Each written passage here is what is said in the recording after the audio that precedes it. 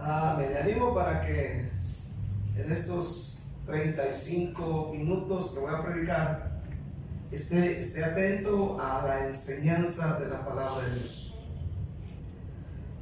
¿Se ha preguntado usted en alguna ocasión cómo debe vivir un cristiano?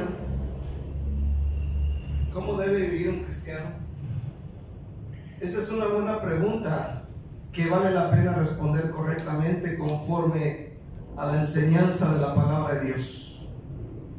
¿Cómo debe vivir un cristiano? Pues muchas veces tenemos ideas erróneas de lo que significa vivir la vida cristiana. Muchas veces pensamos que la vida cristiana es una vida religiosa, como hablaba en la mañana. Aleluya. Pensamos que es una vida religiosa enfocada en cumplir requisitos, preceptos o pensamientos de la vida. Hermano, pensamos que la vida cristiana es una vida de solamente prohibiciones. No vas al cine, no vas a quinceañeras, no vas a bailes, no fumas, no tomes, no vayas aquí, no vayas allá. Y pensamos que la vida cristiana es de prohibiciones y de legalismo. Y algunos otros tienen la idea equivocada que la vida cristiana debería de ser una vida sin problemas, como luego encontramos en algunas iglesias que dicen, bueno, este cristiano y se te acabaron los problemas. Y eso es una mentira. ¿Cuánto dicen amén? Porque te haces cristiano y se aumentan las broncas.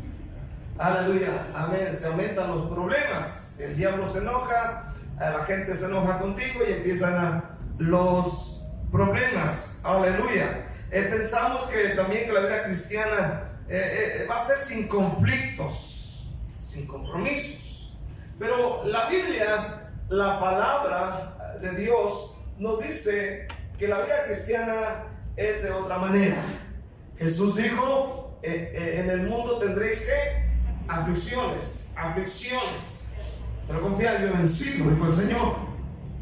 Pero no podemos evitar los problemas, las dificultades de la vida. Así que esta noche yo quiero hablar un tema que he titulado Viviendo como un verdadero hijo de Dios. Segunda Timoteo 2, del 1 al 5, dice: tú pues, hijo mío, esfuérzate en la gracia que es en Cristo Jesús. Lo que has oído de mí ante muchos testigos, esto encarga a hombres fieles que sean idóneos para enseñar también a otros. Tú pues sufre penalidades como buen soldado de Jesucristo. Ninguno que milita se enreda en los negocios de la vida a fin de agradar a aquel que lo tomó por soldado.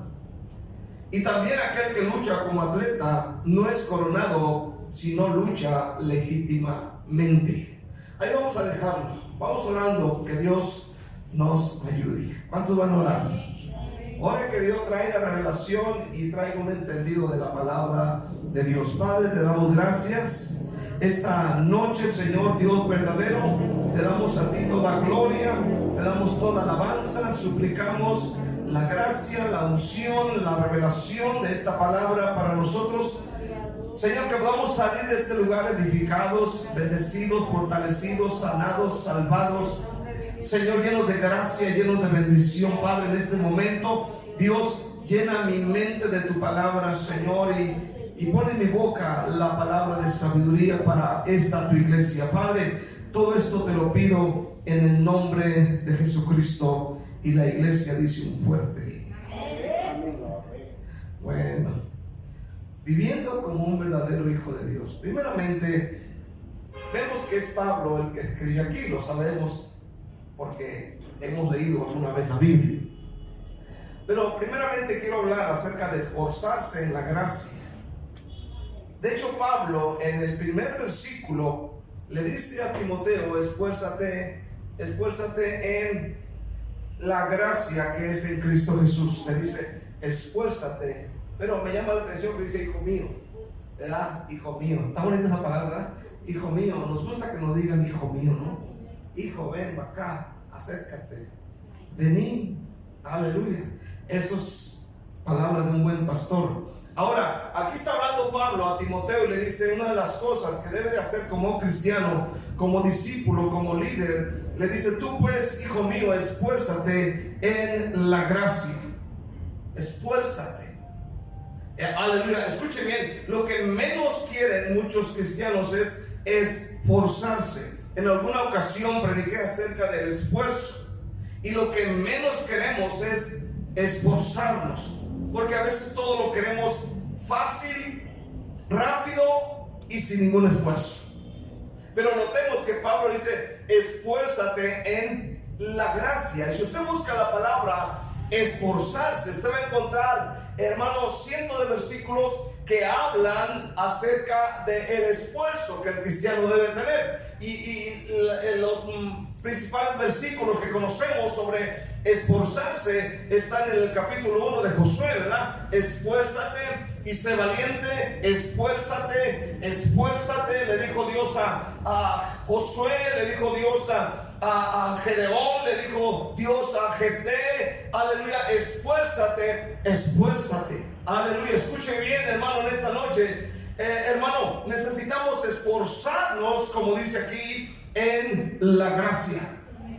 Aleluya, esforzarnos, porque nos hemos acostumbrado o nos estamos acostumbrando, aleluya, a lo rápido, a lo fácil en este día. Por ejemplo, hay personas que la iglesia se les hace lejos. Amén. Se les hace lejos, se les hace pesado.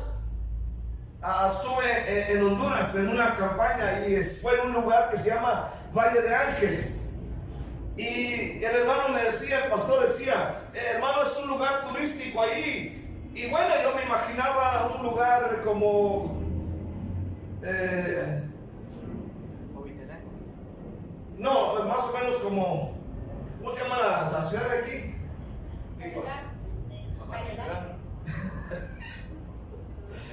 Que son calles bonitas, que era la capital de Antigua. Hermanos, estudien geografía, hombre. Aleluya. Bueno, como esta ciudad, yo me imaginaba así, parejita, ¿no? Pero llego ahí, sí, el pueblo, la parte de abajo está parejita. Y cuando vamos en su carrito del pastor, yo oía que le hablaban sus hijas. Tiene dos hijas, una de 16 años y una de 18, y una de ellas está en la universidad, la otra está con otra carrera. Y yo oía que le decía: papi, los cables, no, pues que bájalos, y quién sabe qué. Y las sillas, no, pues que bájalas. Pues yo me imaginaba que iban a agarrar las sillas y las iban a llevar aquí. Y ahí va, no, pues que las bocinas, que los parlantes, así dicen ellos, los parlantes, y pues ahí las bajas y las pones ahí. Y pues yo me imaginaba, pues algo leve, algo ahí, ¿no? Y las muchachas, yo oía porque ponían el altavoz por el ruido del carro, y decían: no, sí, papi, sí, lo vamos a hacer. Y quién sabe qué. Y cuando vamos llegando al pueblo, pues sí, llegamos al pueblo, sube uno a la montaña, está el pueblo arriba, hay pinos y todo el asunto, pero de ahí empezamos a subir y a subir y a subir, amén, en el cerro. Aleluya. Y le daba por un callejón, y le daba por otro, y le daba por otro, hasta que llegamos. Y le digo al pastor: pastor, ¿dónde vive usted? Llegamos a esa parte de abajo que es más o menos parejito, un pedacito nada más. Dice: vivo hasta allá arriba, mi casa es allá.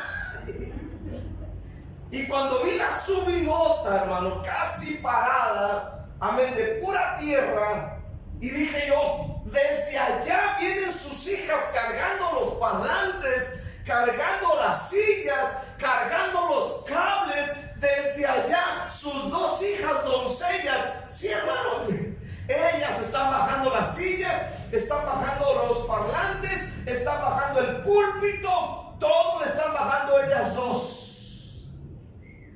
Y cuando vi, hermano, ¿y la iglesia dónde la tiene? La iglesia está hasta allá arriba, en la última casa de la montaña, allá arriba, amén. No hay motos, no hay carros, no hay hay nada para subir, así que hay que subir como unos 500 metros hacia arriba en la ladera. Y digo, y hasta allá van los hermanos a la iglesia, hasta allá van. Y yo que me quedo así, digo, ahí en la iglesia hay hermanos que viven a la vuelta de la esquina, llegan tarde. Otro le da flojera. De veras. Ahora, ese día de la campaña fue una cancha como aquí de grande, aleluya, y pues entre el medio del monte, una casa aquí, otra casa acá, otra más allá, aleluya, y llegamos y el hermano hizo ahí un templete, aleluya, la puso ahí y pues llegamos y pues solo, pero de repente botaba uno del cerro, pum, caía. Otro de acá subía, otro de acá bajaba, venían y poco a poco, hermano, hasta que se llenó la cancha ahí. Y yo decía, esta gente realmente se esfuerzan por venir a alabar a Cristo. Y yo decía, los hermanos de Guatemala, todos llegan en Duque y los lleva y los trae tras metros, son, no sé, 500 metros de acá a la casa, y todavía dicen, está lejos. Y se les hace tarde a la hora que termina el culto. Está aquí todavía. Ahora, escúchenme ahora. Cuando terminó el servicio, el pastor tiene su camionetilla ahí, su camioncito pequeño, y dice, hermano, voy a llevar a los hermanos. No sé para dónde arrancó el hermano, me quedo ahí con su familia, y luego dicen, vámonos a la casa. ¿Y para dónde? Ahí le vamos a agarrar para arriba. Ahí las muchachas, hermano, las muchachas, las jovencitas, las doncellas, adelante, hermano, caminando como si fuera de día, aleluya, y todo por el cerro hasta allá arriba. Llegamos a la 1 de la mañana.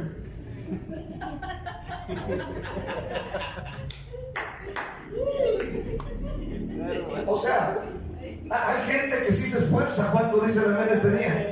El cristiano debe esforzarse, dice Pablo, esfuércese en la gracia.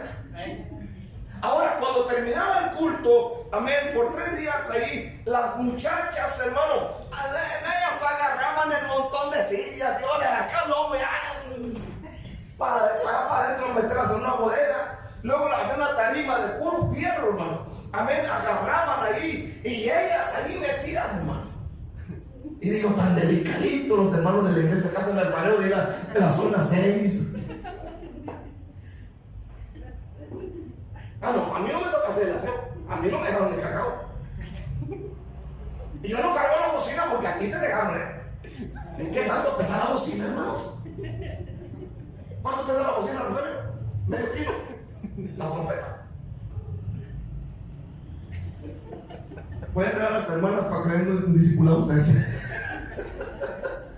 Escuchen bien este día, hermano. Hay gente que no hace el esfuerzo. Necesitamos esforzarnos en estar en la iglesia, en orar. Un verdadero hijo de Dios se esfuerza en todo. Es fiel, puntual, santo, siempre esforzándose por agradar a Dios. Hermano, no podemos decir que estamos viviendo como verdaderos cristianos si nuestro esfuerzo está solamente enfocado en las cosas del mundo, pero descuidando las cosas de Dios.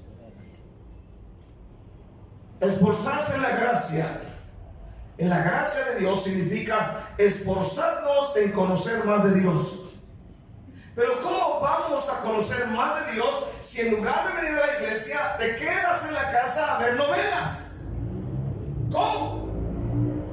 Un día me acuerdo que se acercó un hermano y me dijo, hermano, yo no siento que crezco en la iglesia. Pero ¿cómo va a crecer si solamente asistía a un servicio? ¿Cómo va a crecer si no está leyendo la Biblia? ¿Cómo no va a crecer, hermano, si no está leyendo libros, si no está asistiendo a las reuniones de avivamiento, a discipulados, a estudios bíblicos?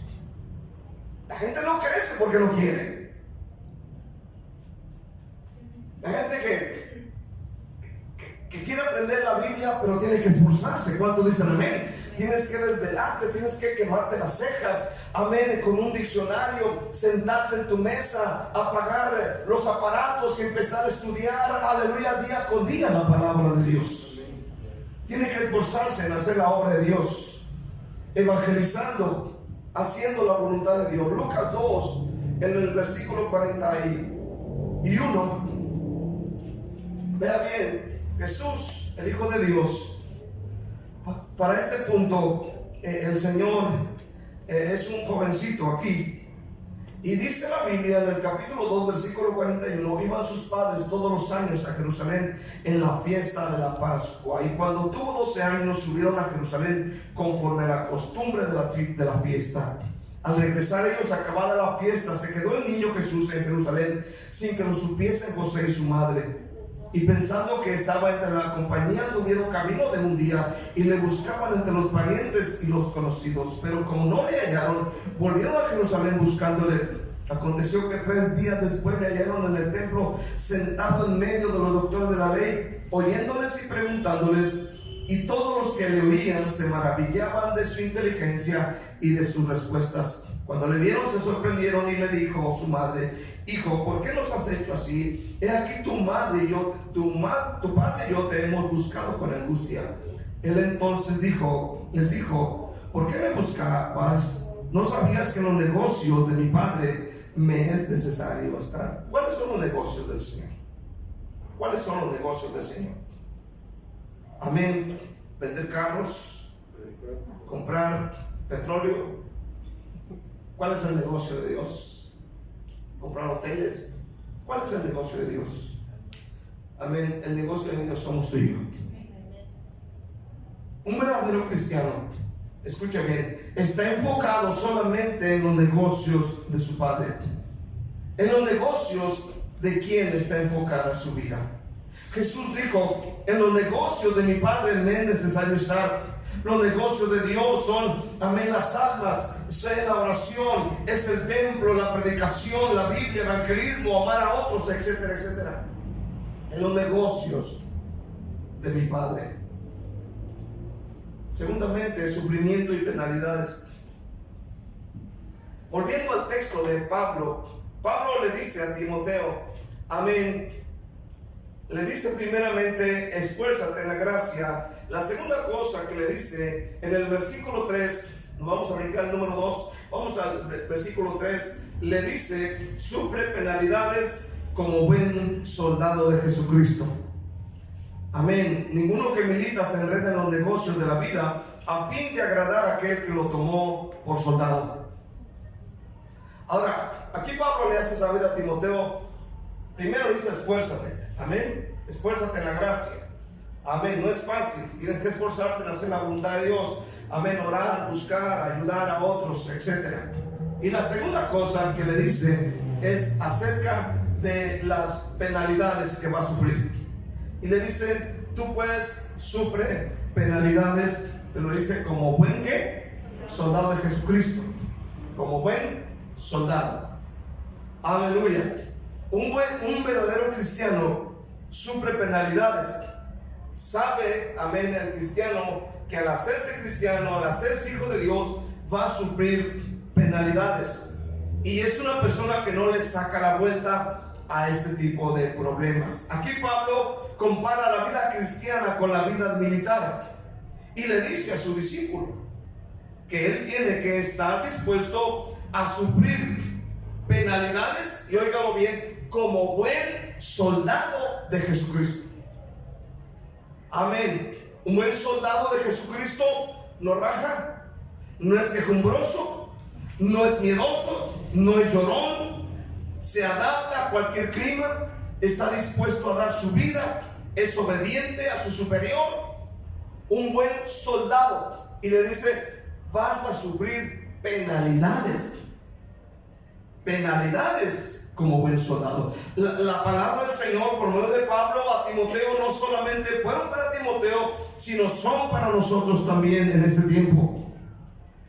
Amén. Nosotros como cristianos vamos a sufrir penalidades. Aleluya. Y si decimos que somos verdaderos cristianos, tenemos que estar dispuestos a esto como buenos soldados. Y cuando oímos esta palabra penalidades, pensamos en crisis económica, pensamos en enfermedades, pensamos en sufrimiento, pensamos en cosas similares. Pero penalidades significa incomodidad, molestias, cansancio, enfado, rechazo. Significa que no te van a saludar. Significa que a mucha gente no le vas a caer bien por ser cristiano. ¿Cuánto dicen amén este día? Vas a sufrir penalidades. Te van a burlar de ti, te van a corretear, te van a apuntar con el dedo, van a estar vigilándote todos los días de tu vida, ahí donde tú vives. Te van a estar chequeando qué tipo de música escuchas, con quién sales, con quién entras. Y aunque usted no lo crea, usted no lo puede evitar. La gente de su casa, de alrededor de su casa, la gente supo que usted salió y saben que a qué hora regresa. Y saben con quién va y con quién regresa. Amén. La gente del barrio conoce todo de nosotros, aunque usted no lo crea. Si llega alguien y toca la puerta y sale el vecino, no están. ¿A dónde están? Se fueron a su iglesia. Y no sabe cómo que regresar. Pues por ahí, pues creo que termina su misa por ahí como a las 8, dicen, porque sí dicen su misa, como a las 8. Pero creo que después se van al campero y no regresan para como a las 9. O muchas de las veces se quedan ahí platicando en su puerta, ahí en su iglesia y cositas así. La gente nos chequea. ¿Ustedes no creen que nos chequean? Sí nos chequean. Sí nos chequean. Aleluya. Y tú no puedes evitar que la gente te rechace. Tú no puedes evitar enfadarte. Tú no puedes evitar que no te saluden. Tú no puedes evitar eso. Y la Biblia dice, vas a sufrir penalidades como buen soldado de Jesucristo. ¿Cuántas veces no criticamos al ejército? Cuando sale a las calles, ¿cierto o no? Ahí va la bola de haraganes. Nomás le estamos pagando nosotros.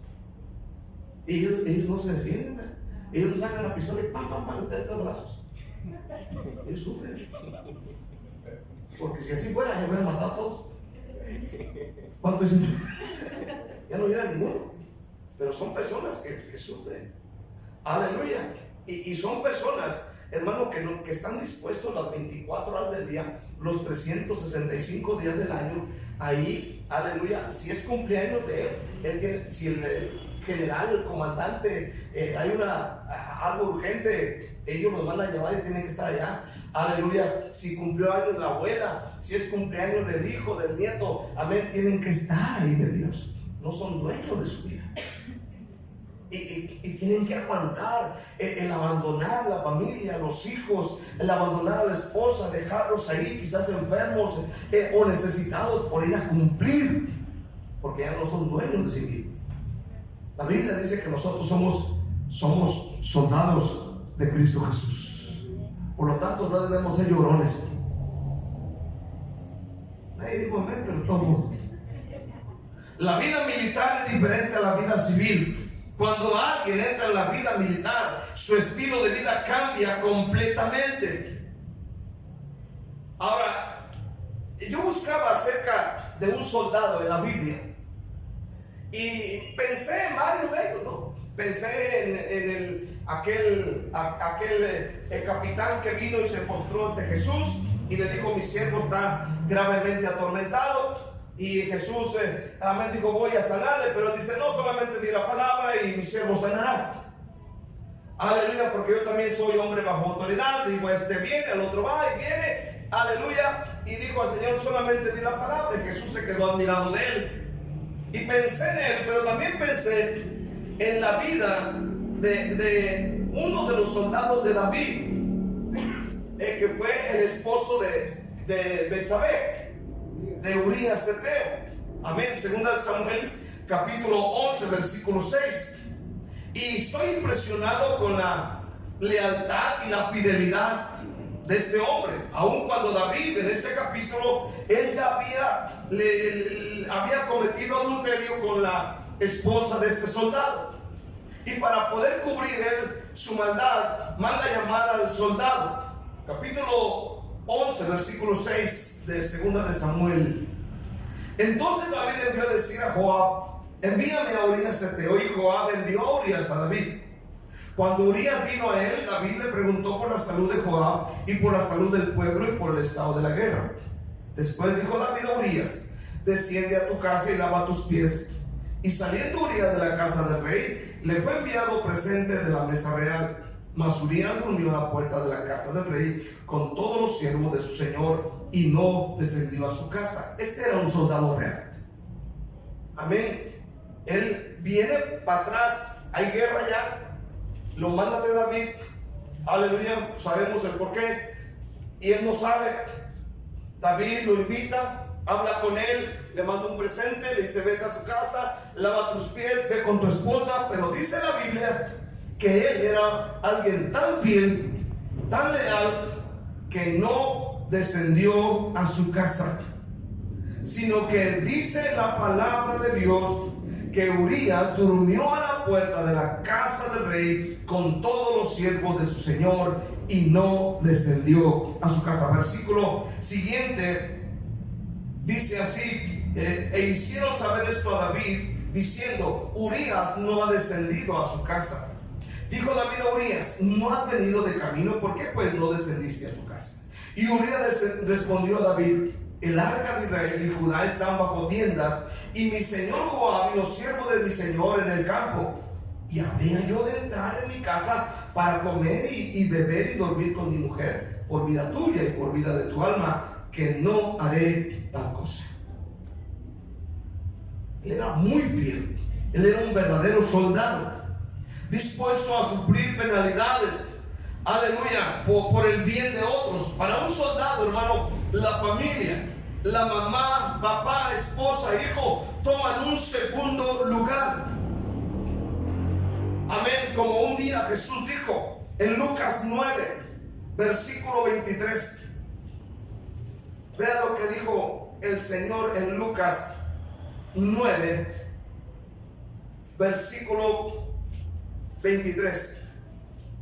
Dice de esta manera: y decía a todos: si alguno quiere venir en pos de mí, niéguese a sí mismo, tome su cruz cada día y sígame.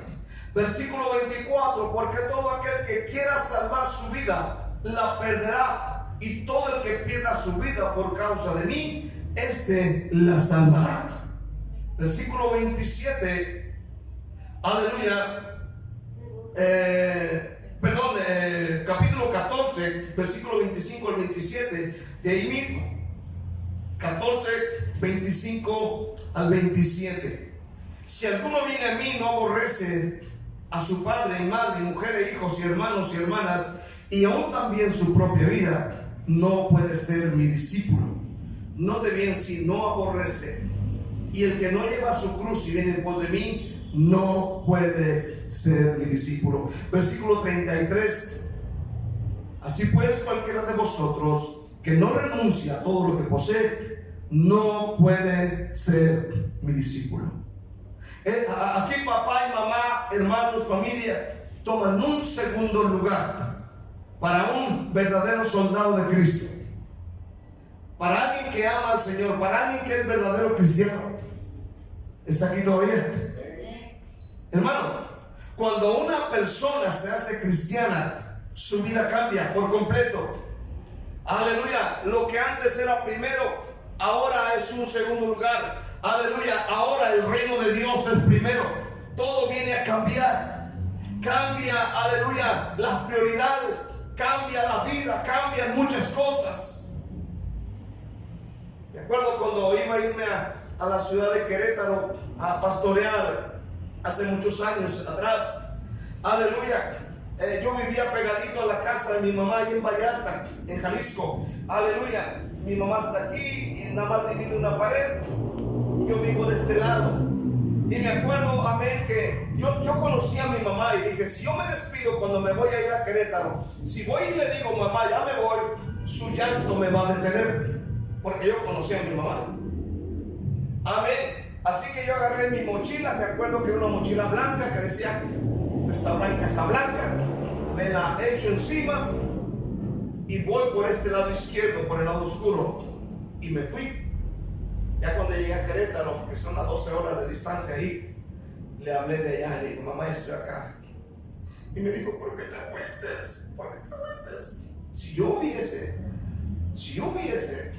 hablado a mi mamá en ese rato, nunca hubiera sabido de pastor, porque a veces el sentimiento familiar nos detiene, ¿verdad? Nos detiene. ¿Estamos aquí todavía? Cuando alguien es verdadero cristiano, sus prioridades cambian y ya no vive para sí mismo, ahora vive para agradar al Señor. El soldado y el cristiano siguen órdenes, están dispuestos a ser enseñados, están entrenados, dejan su comodidad, sufren molestias, están preparados para los ataques, dispuestos a dar su vida. Son los primeros en enfrentar un ejército enemigo. Son personas dispuestas a las 24 horas del día, los 365 días del año, en servir, amén, a todos los demás. Pero escuche bien, hermano, todo esto que hablamos, aleluya, es cierto, es un sufrimiento, pero óigalo bien en esta noche. Quiero cerrar con esto. Cuando alguien es verdaderamente un cristiano, escuche bien, va a recibir una corona. Va a recibir una corona. ¿Puede creerlo esta noche?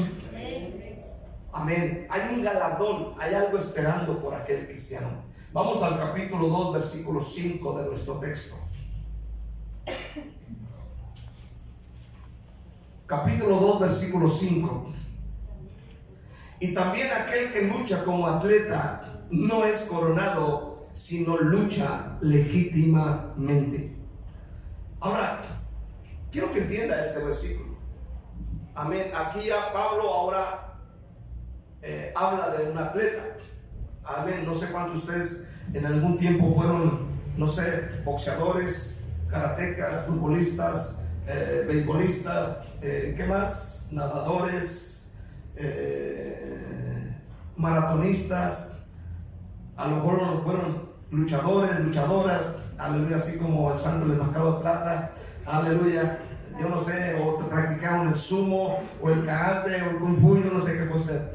Pero usted sabe que para obtener una medallita de esas de chapas de plástico chinos, aleluya, usted tenía que disciplinarse, usted tenía que esforzarse, usted tenía que comer bien, usted tenía que dormir bien, atender a las indicaciones del entrenador, aleluya, hazle aquí, hazle allá, tírale por acá, aleluya, y tenía que esforzarse y tenía que luchar legítimamente. ¿Cuántos dicen amén este día?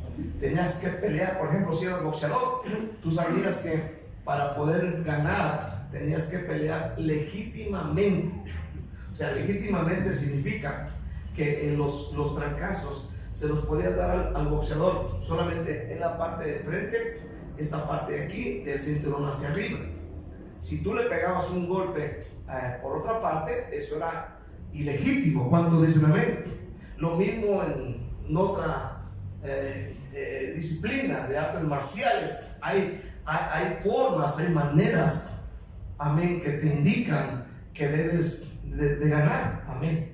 Aleluya. Por ejemplo, yo fui karateca, ¿no? Amén. Me acuerdo que una de las cosas que no nos permitían en una competencia era pegarle en la nuca con la mano. Si tú le pegabas con la nuca, con la mano atrás, no valía, te descontaban ese punto. Todos los puntos tenían que ser en la cara, enfrente, al menos las patadas de reversa por atrás, esas sí se podían pegar en la cabeza o se podían pegar en la costilla, en cualquier parte del cuerpo de aquí enfrente. Si le pegabas en la espalda, no valía. Había reglas, tenías que luchar legítimamente si querías ganar. Ahora, Pablo dice aquí en este versículo, amén, que todo atleta, aleluya, escuche bien, dice, debe luchar legítimamente. Amén. Ahora, para poder recibir la corona, el galardón, debes luchar. Pero debes luchar legítimamente, no con trampas. Amén. A mí me gustaban las carreras de atletismo. Y cuando, no sé si acuerdan ustedes de aquel americano Carl Lewis, no recuerdo en qué tiempo fue esa competencia. Carl Lewis y Ben Johnson, era un americano y un canadiense. No sé si se acuerdan ustedes, ¿verdad? Que en esa ocasión Ben Johnson, que es un canadiense negro, venció a Carl Lewis en esa competencia. Y fue un escándalo, porque Carl Lewis era un velocista de los 100 metros, así como Bolt de aquí de Jamaica, muy ligero, muy rápido. Pero en esa ocasión Ben Johnson de Canadá le ganó. Pero cuando le hacen la prueba del antidoping, resulta que Ben Johnson hizo trampa. Y la medalla de oro que le habían dado a él, se la quitaron y se la dieron a Carl Lewis. O sea, luchó, pero luchó ilegítimamente. Si usted y yo queremos ganar en esta competencia, tenemos que pelear legítimamente. ¿Cuánto dice la maestra? Legítimamente. Estoy hablando, te vas a consagrar, vas aleluya, a orar, vas a venir a la iglesia, vas a hacer todo lo correcto como te indica el Señor en su palabra, para poder tener la corona. Así que lo que quería Pablo enseñar a Timoteo es claro: un atleta no puede modificar ni inventar reglas a su lujo, a su antojo. Debe competir legítimamente siguiendo las reglas establecidas si quiere recibir su corona. Nosotros como cristianos, igualmente que un atleta, no podemos hacer nuestras propias reglas para nuestra vida cristiana según el criterio nuestro o según lo que nos parece más fácil o más conveniente. Eso sería hacer trampa. Dios ha puesto las reglas y así las debemos de seguir y de hacer. ¿Cuánto dice amén este día? No podemos tener el galardón o la corona o la medalla o lo que Dios tiene si nosotros no luchamos legítimamente. Pero lastimosamente muchos cristianos viven sin tomar en cuenta lo que nuestro Dios ha establecido y tratan de imponer sus propios conceptos, sus propias ideas, sus propias reglas. Jesús dijo, y lo dijo Pablo, y lo dijo el Señor en el Antiguo Testamento, Él dijo: nunca dejen de orar. El Señor dijo: escudriñen mi palabra. El Señor dijo: vayan y anuncien mi evangelio. El Señor dijo: ama a tu enemigo, ora por él, aleluya, ámalo con todo el corazón. Él ha establecido reglas, Él ha establecido principios, Él ha establecido en su palabra lo que debemos hacer. Pero a veces pensamos y decimos: yo no creo que hay que orar tanto, yo no creo que es necesario que el pastor pida tanto en la iglesia, yo no creo que el pastor debe pedir ofrenda en todos los servicios. Empezamos a querer establecer nuestros propios principios y reglas, cuando Dios dice: debes hacer como yo te digo. No podemos establecer nuestras propias reglas, tenemos que seguir y obedecer a la voluntad de nuestro Padre que está en el cielo. Mateo 7:21, el Señor dijo: no todo el que me dice Señor, Señor entrará en el reino de los cielos, sino el que hace ¿qué? La voluntad de mi Padre que está en los cielos. Mateo 12, versículo 50, el Señor Jesucristo dijo: porque todo aquel que hace la voluntad de mi Padre que está en los cielos, ese es mi hermano y mi hermana y mi madre. Debemos aprender a hacer la voluntad de Dios. Conclusión: mi hermano, no viva su vida cristiana como la vive la mayoría. Al ahí se va, a como venga. Viva la vida como un verdadero cristiano. ¿Está aquí todavía? Esfuércese, sea valiente, esfuércese en la gracia, sufra penalidades como buen soldado de Jesucristo y luche, mi hermano, legítimamente. Aleluya. Hermano, la vida cristiana es una vida de bendición, es una vida bendecida. ¿Puedes decir amén esta noche? Es una vida, amén, de mucha bendición. Hermano, la iglesia, escuchen bien, la iglesia de Cristo es la que sabe, hermano, de lo porvenir, sabe de la marca de la bestia, sabe lo que va a acontecer en el futuro, sabe del juicio final, sabe muchas cosas, hermano, cosas que el mundo no sabe. La iglesia de Cristo lo sabe, y eso es un gran privilegio. ¿Cuántos dicen amén? Eso es algo glorioso, que la iglesia sepa de las cosas por venir, sepa, hermano, lo que el mundo ignora. Aleluya, hermano, ser cristiano es una bendición, pero también es una gran responsabilidad en este día. ¿Cuántos dicen amén este día? Disfrutamos la presencia, alabamos a Dios, vivimos mejor, amén. Ya no gastamos el dinero en vicios, ya no gastamos el dinero en bailes, en drogas, en prostitución. Ahora, hermano, aleluya, vivimos una vida mejor. Cuando dicen amén, tenemos la familia, tenemos los hijos, tenemos trabajo, tenemos salud, tenemos muchas cosas, hermano, todo por gracia de Dios. Es una bendición, pero repito, es una gran responsabilidad ser cristiano. Así que vivamos la vida como cristianos. Amén. Porque es fácil responder un mal con un mal. Le voy a comentar. ¿A cuánto les gusta el chisme? Levante la mano.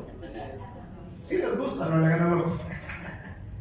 Pero ayer estábamos aquí en la iglesia, en el estudio, y vamos a empezar el estudio, cuando unos muchachos de ahí de enfrente estaban tomando y se les antoja venirse a orinarse ahí, a un ladito de la puerta. Yo salí y había señoras comiendo tacos aquí pegadito a la puerta, un grupo de señoras.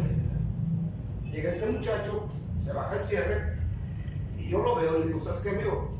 No te andes orinando aquí. Le digo, vete allá. Se me quedó viendo y yo me le quedé viendo también. Y allá estaba, eran tres. Y lo veo y apuntan para acá. Y quién sabe qué le hace el muchacho. Y que me voy para el rinconcito. Y agarré un palo así. Y luego me dice el hermano César, hermano, ¿nos va a agarrar a tablazo? No, me digo, por si alguno de ellos se quiere meter aquí, lo agarramos a tablazo. A veces uno quiere responder con lo mismo, pero no podemos. Cuando dicen amén, ya pues dije, Señor, no se puede. No me manda, no se puede. Y yo lo veía, ya que apuntaban para acá, pues, hasta le dije el garrote de él, hermano, si viene alguien y lo agarra, garrotazo usted. Pero uno quiere responder con lo mismo, ¿verdad? Como cristianos no podemos responder igual. Somos hijos de Dios. Somos hijos de Dios. Cuando dicen amén. Y la Biblia nos llama a vivir como cristianos. Amén. No paguemos mal por mal. Al contrario, seamos misericordiosos. Denle un aplauso a Cristo Jesús.